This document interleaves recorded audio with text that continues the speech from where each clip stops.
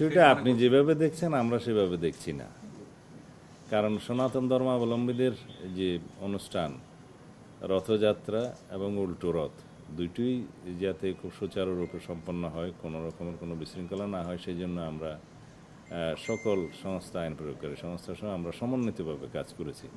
সরকারের গোয়েন্দা সংস্থাগুলো সমন্বিতভাবে কাজ করেছে।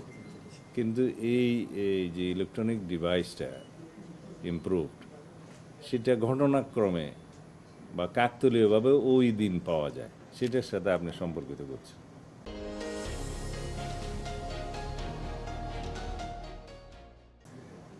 সেটা হ্যাঁ, এবং সেটা পাওয়া যায়, এবং আমাদের একজন আনসার সদস্য, একজন কি দুইজন আনসার সদস্য, তাদেরকেও আমরা পুরস্কৃত করব, ইতিমধ্যে বলে দিয়েছি আমরা।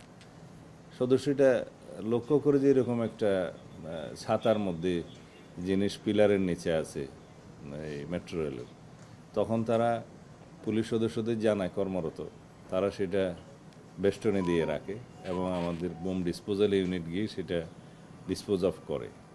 এটা আমাদের সবসময় প্রস্তুতি থাকে, কিন্তু ঘটনাক্রমে এবং সময়টা ওই দিন হওয়াতে আপনি কাকতালীয়ভাবে মিলাচ্ছেন তার সাথে, এটার সাথে কোনো মিল আছে বলে আমি মনে করি না।